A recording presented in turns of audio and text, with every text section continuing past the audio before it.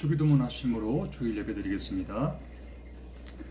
하늘에 계신 우리 아버지여, 이름이 거룩히 여김을 받으시오며 나라의 마옵시며 뜻이 하늘에서 이루어진 것 같이 땅에서도 이루어지이다. 오늘날 우리에게 일용할 양식을 주옵시고 우리가 우리에게 죄 지은 자를 사하여 준 것 같이 우리 죄를 사하여 주옵시고 우리를 시험에 들게 하지 마옵시고 다만 악에서 구하옵소서. 내게 나라와 권세와 영광이 아버지께 영원히 있사옵나이다. 아멘. 찬송가 413장 찬양합니다. 찬송가 413장 찬양하겠습니다.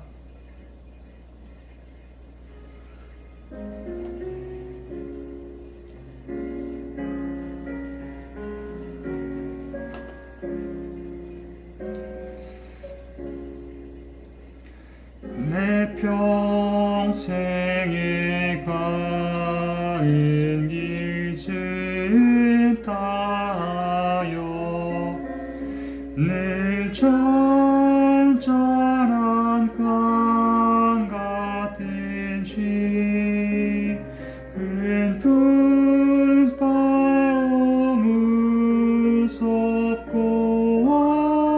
어렵든 쥐 나의 영혼은 늘 편하다. 내 영혼 평안해. 내 영혼 평안해. 조마귀는 의리를 삼키려고 입 벌리고 달려와도 주 예수는 우리의 대장 되니 끝내 싸워서 이기리라. 내 영혼 평안해. 내 영혼 평안해. 내 지은 죄 주홍빛 같더라도 주 예수께 따르며 그 십자가 피로써 다 씻으사 힘은 보다 더 정하리라.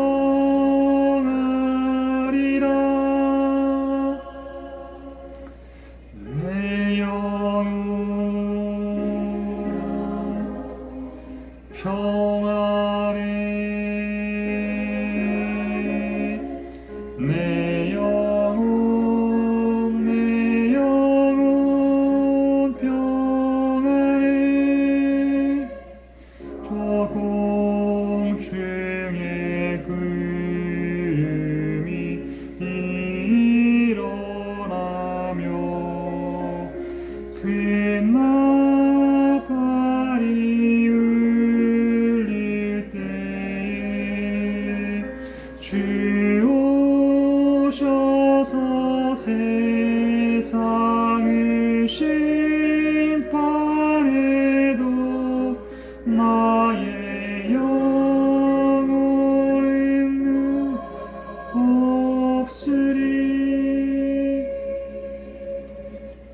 내 영혼 평안해. 내 영혼 평안해.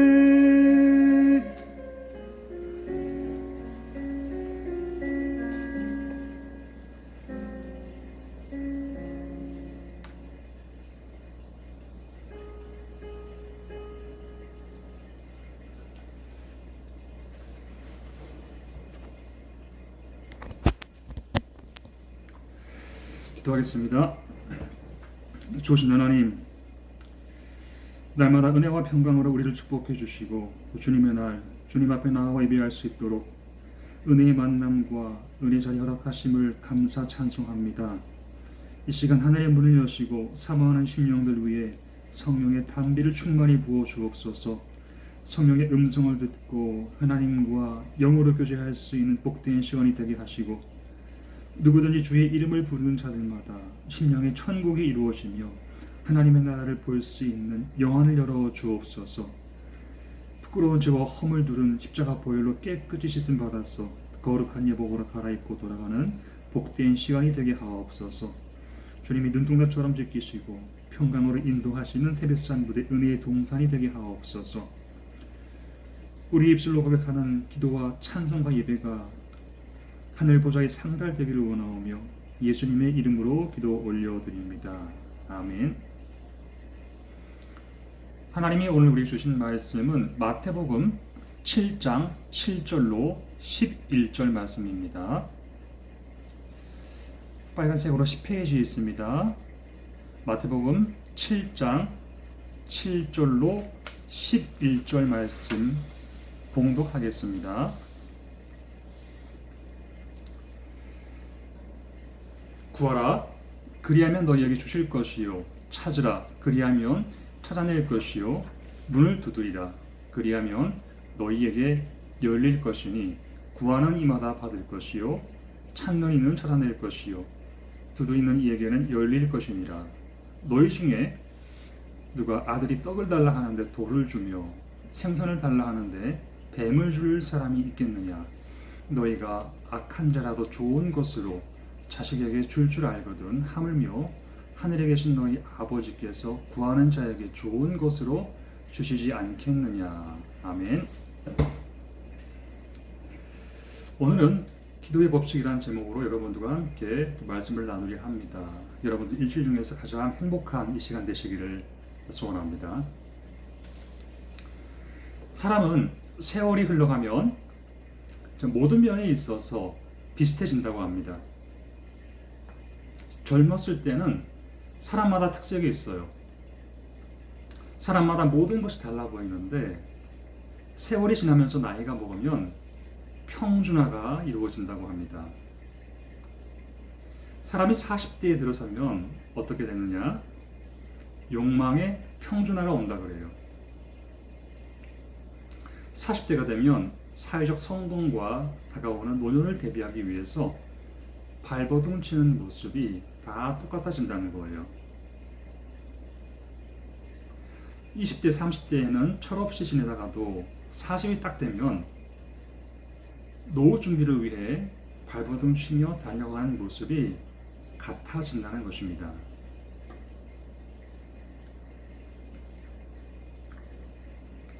50대가 되면 지식의 평준화가 온다 그래요. 배운 사람이나 못 배운 사람이나 명문대 출신이나 지방대 출신이나 아는 게 거기서 거기입니다. 옛날에 배운 지식은 50이 되면 써먹기 어려워집니다.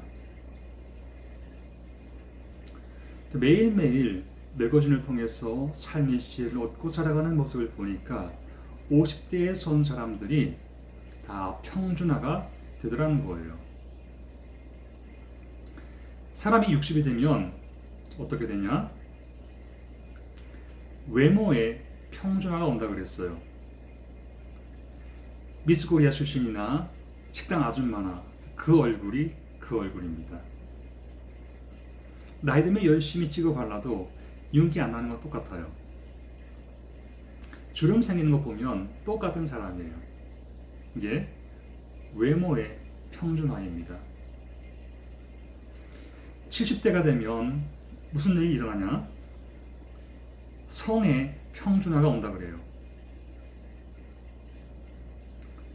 남자와 여자 차이가 없습니다. 남자 봐도 여자 같고 여자 봐도 남자 같고 할머니나 할아버지나 별로 차이가 없습니다. 머리를 짧게 깎으신 할머니를 볼 때에 저분이 할머니인가 할아버지인가 잘 구분이 안 됩니다. 이게 성의 평준화예요. 그래서 부끄러움이 없어집니다. 젊을 때는 이성 앞에서 말도 못하던 사람이 노인이 되면 부끄러움 없이 말 잘합니다. 옷을 벗고서도 부끄럽지 않은 나이가 70대라는 거예요.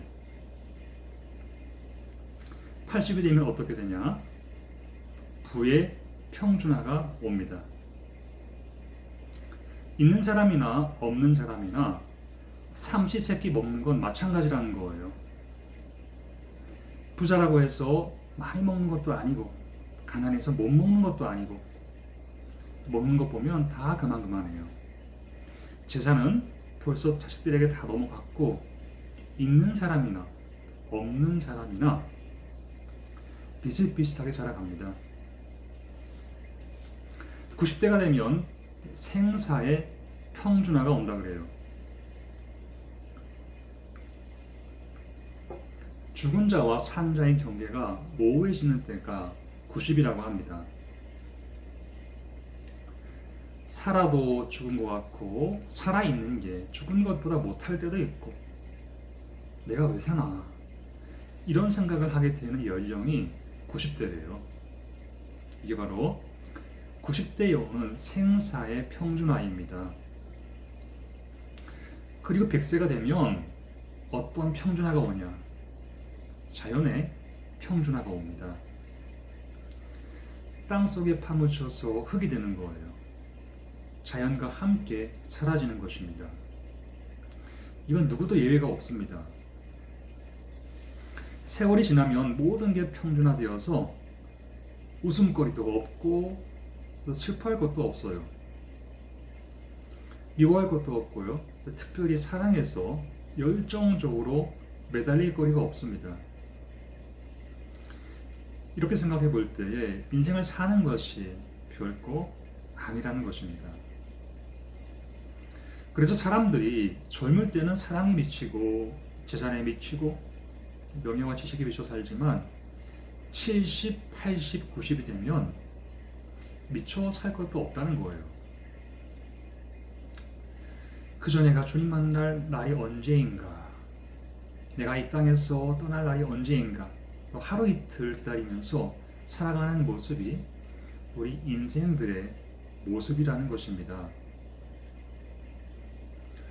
사람이 아무리 똑똑하고 건강하고 재물도 많고 능력이 있을지라도 세월이 지나가면 모든 것이 고갈돼서 평준화가 오는 거예요.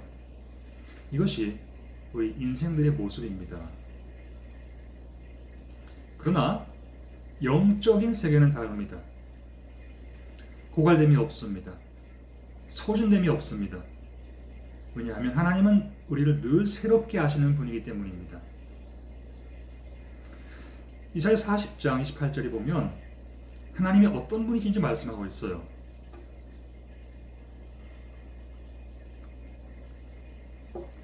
하나님이 어떤 분이시냐? 하나님은 영원하신 분이다.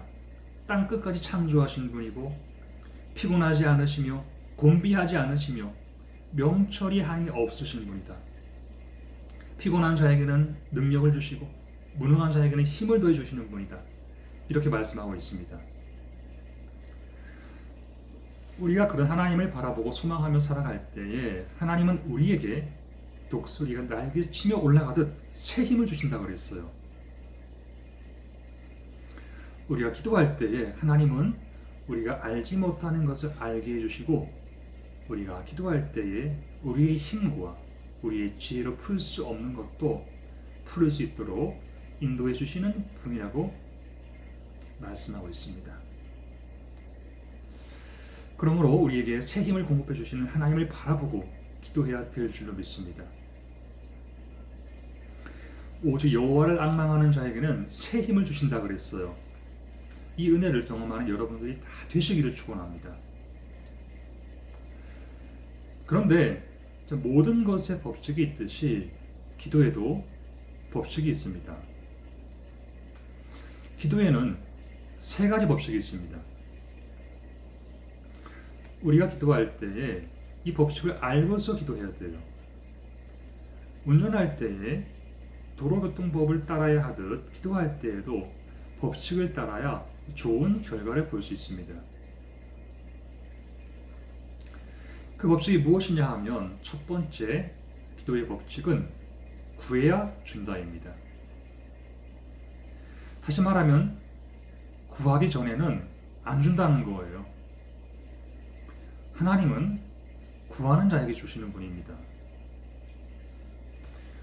걱정하고 앉아있는 자에게 주시지 않습니다.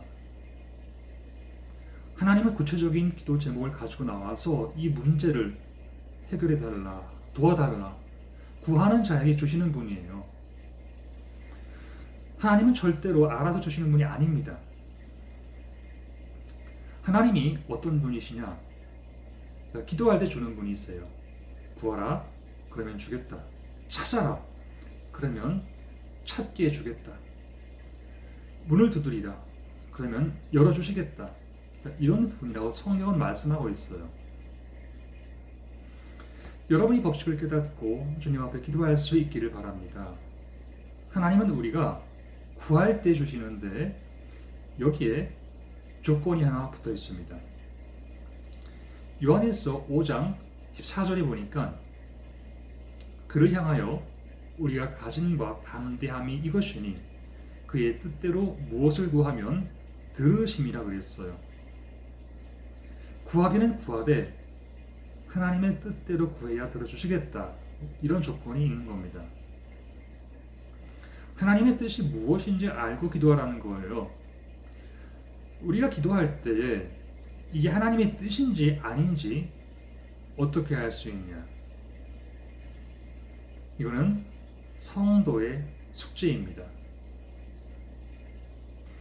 대부분 우리가 기도했던 많은 제목들이 세월이 지나고 나서 돌아보면 하나님의 뜻이 아니었던 게 참 많아요. 하나님의 뜻을 우리가 객관적으로 아멘하고 받아들이기보다는 주관적으로 해석할 때가 많이 있습니다. 내가 좋은 게 하나님의 뜻이라고 착각하는 거예요. 내가 잘 되는 것이 하나님의 뜻이라고 그냥 믿어버리는 거예요. 내 뜻이 곧 하나님의 뜻이라고 믿어버리는 그런 자아중심적인 성도들이 있다는 것입니다. 나는 혹시 그렇게 뜻을 세우고 기도하지는 않았는지 점검해 보셔야 됩니다. 미국에서 실제로 있었던 일입니다. 어느 어머니가 아들을 데리고 목사님을 찾아왔습니다. 목사님, 우리 아들이 훌륭한 장관이 될 수 있도록 기도해 주세요. 부탁을 받고서 목사님이 기도해 주었습니다. 하나님, 이 아들을 축복하사 이 나라의 장관이 되게 하옵소서. 그러나 어머니의 뜻대로 마옵시고 하나님의 뜻대로 하옵소서. 기도해 주었습니다. 이 기도를 듣고 어머니가 목사님, 그 뒤에 말은 좀 뺐으면 좋겠어요 라고 말했습니다. 그래서 목사님이 네, 그럼 다시 기도합시다. 하나님, 이 아들을 장관시켜 주옵소서. 그리고 그 뒤에 기도는 취소합니다. 라고 다시 한번 기도해 주었습니다. 근데 이 아들이 정말로 장관이 되었어요. 그리고 장관이 된 바로 그 다음 날 그 아들이 암살당했습니다. 어머니가 장례식장에서 눈물 흘리며 목사님에게 하는 말이 이럴 줄 알았으면 끝에 그 기도도 할 걸 그랬어요. 후회스러운 말을 남겼다는 거예요. 여러분, 하나님의 뜻은 거창한 목표를 세우는 게 아닙니다. 지금 우리에게 주어진 하루하루를 살아가는 아주 사소한 생활 속에 하나님의 뜻이 있습니다. 하나님이 우리 그리스도인들에게 또 원하신 뜻이 무엇이냐? 먼 데 있지 않고 가까운 데 있습니다. 위대한 목표를 세우고 거창한 계획을 세우고 세계 선교를 부르시는 것보다 나와 가까이 살고 있는 사람, 그 사람에게 예수님을 소개하고 그 사람이 예수님을 만나게 하는 것, 여기에 하나님의 뜻이 있는 거예요. 요한복음 6장 40절에 보니까 하나님의 뜻이 무엇이냐? 하나님의 뜻은 내 아들을 보고 믿는 자마다 영생을 얻는 것이니라고 했습니다. 근데 지금 아들 볼 수 없잖아요. 부활 승천하신 예수님을 육신의 눈으로 볼 수 없습니다. 그럼 누굴 통해 봐야 됩니까? 나를 통해서 아들을 보게 해야 되는 거예요. 내 신앙의 모습과 나의 양심적인 모습, 선한 모습, 내 삶을 통해서 예수 그리스도를 믿게 만들어 주는 것이 하나님의 뜻이라는 것입니다. 이걸 덮어놓고 산속에 들어가서 금식하고 신비한 음성 듣고 환상을 본다 한들 하나님의 뜻이 발견되는 게 아니라는 거예요. 아주 가까운 곳에 성경 안에 하나님의 뜻이 다 기록되어 있습니다. 그 성경 읽으면서 뜻이 하늘에서 이룬 것처럼 여러분의 마음속에서도 이루어지기를 축원합니다.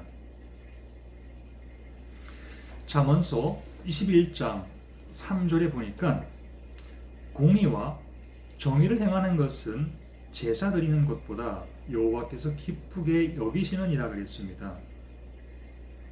형식적인 제사를 드리는 것보다 의롭게 사는 것이 하나님의 뜻이라는 거예요.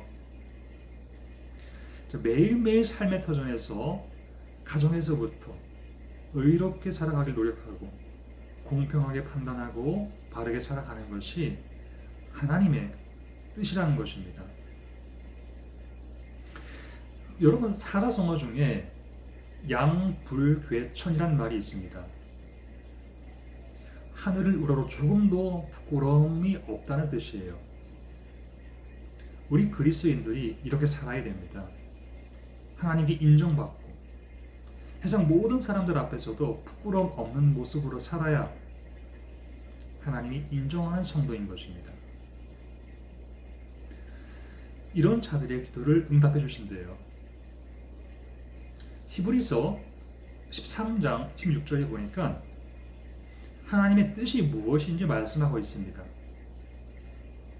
오직 선을 행함과 서로 나눠주기를 잊지 말라. 이 같은 제사는 하나님이 기뻐하시느니라 그랬어요. 크게 도와주지 않아도 좋습니다. 만나는 사람들에게 따뜻한 말 한마디 해주는 거예요. 실수한 사람에게 꾸짖고 정죄하기보다 위로해주고 격려해주면 그것이 하나님이 기뻐하시는 선이 되는 것입니다. 하나님의 뜻은 거창한 게 아닙니다. 우리의 삶에 아주 가까운 데 있어요.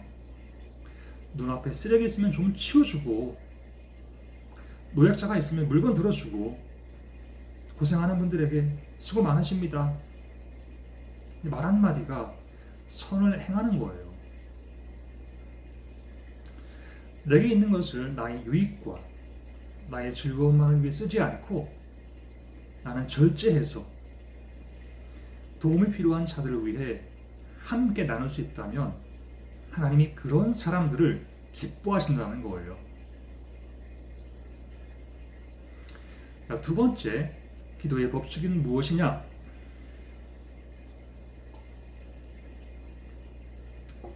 즉각 주시지 않는다는 것입니다. 구하면 주시겠다. 찾는 자가 얻을 것이라. 두드리면 열어주겠다고 했지 즉각이라고 말씀하시지 않았습니다. 그러므로 우리가 기도할 때 인내할 줄 알아야 됩니다. 마치 농부가 씨를 심어놓고 추수 때까지 기다리는 것처럼 기다려야 돼요. 근데 우리는 너무 조급합니다. 한 번 기도하고 응답받기를 원해요.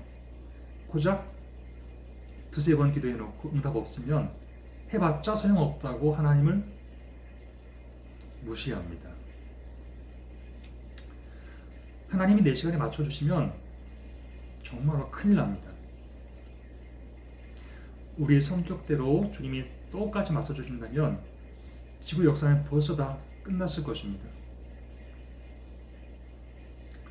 하나님이 회개하도록 참고 기다려주시니까 우리가 오늘도 무사히 은혜 가운데 살아있는 거예요. 여러분 기도의 제목이 있으시면 문이 열릴 때까지 참고 기다릴 수 있기를 바랍니다. 야고보서 1장 4절에 보니까 인내를 온전히 이루라.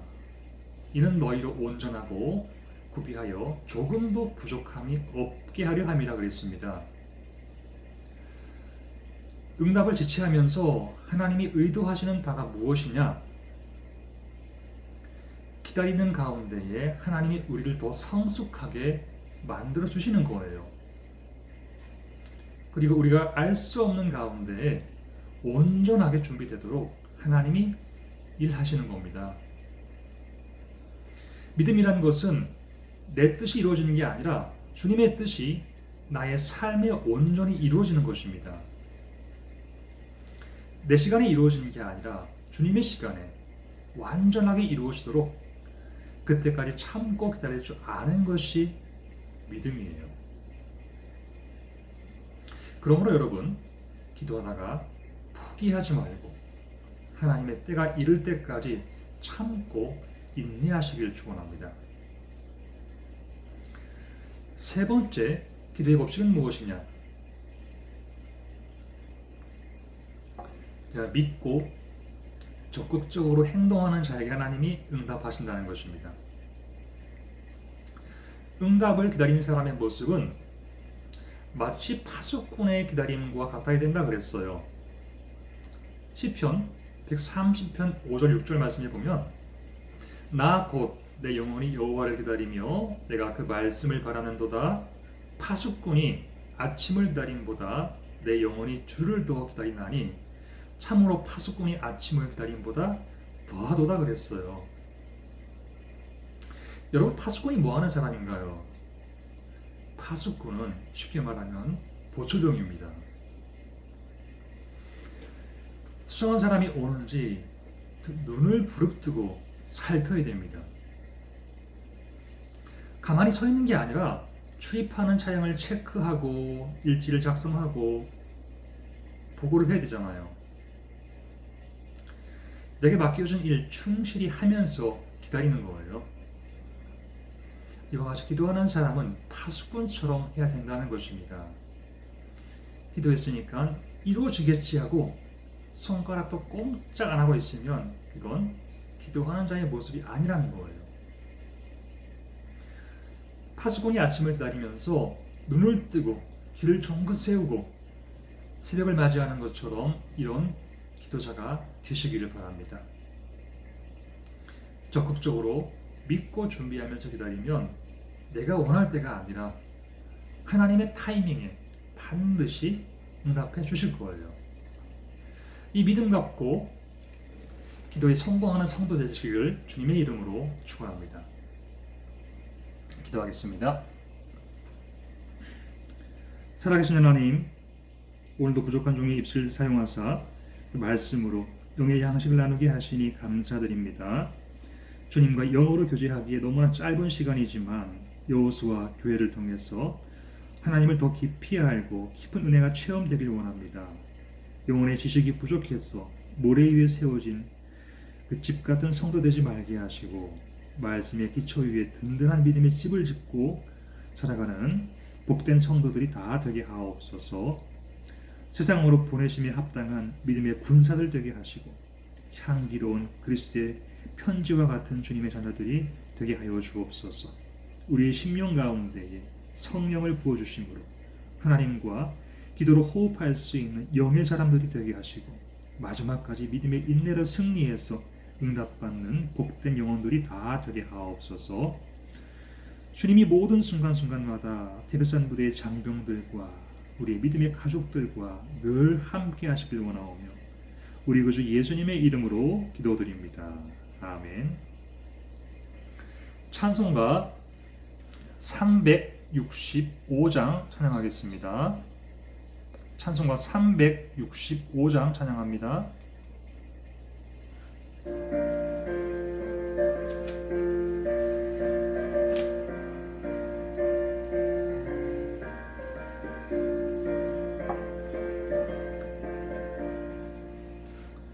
마음속에 근심 있는 사람 주 예수 앞에 달려라. 슬픈 마음 있을 때라도 주 예수께 아뢰라.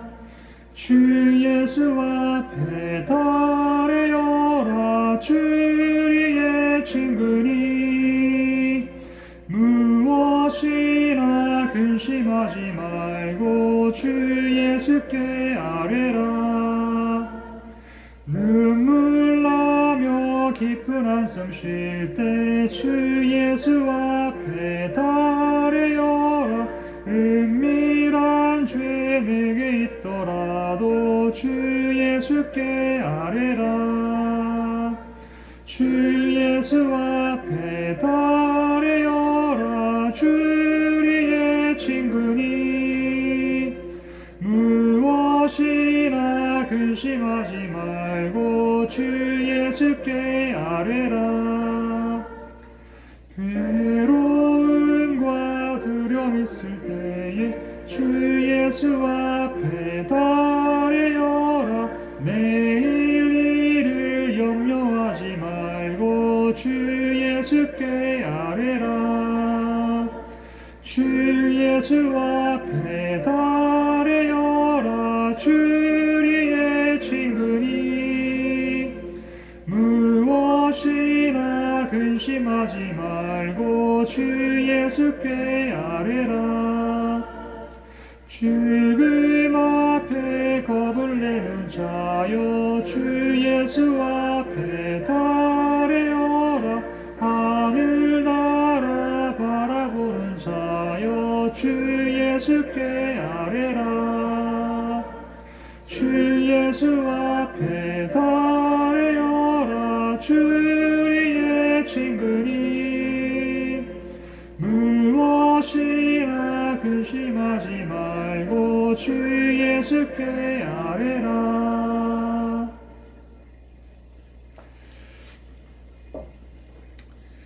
여호수아 교제단으로부터 흘러가는 생수를 먹고 마시는 자들마다 영혼이 강건해지고 장성한 믿음의 사람들이 다 되길 원합니다. 한 사람도 그냥 왔다 돌아가지 말게 하시고 성령의 전신갑주를 입고 세상으로 보내심을 받은 여호수아와 갈렙 같은 믿음의 군사들이 되게 하옵소서. 이제는 우리 주 예수 그리스도의 은혜와 하나님 아버지의 크신 사랑과 성령의 감동 감화하심이 주님의 이름을 높여 찬송하며 그 은혜 안에 거하기 원하는 모든 영혼들 위해 지금부터 영원토록 함께 하시기를 축원하옵나이다. 아멘.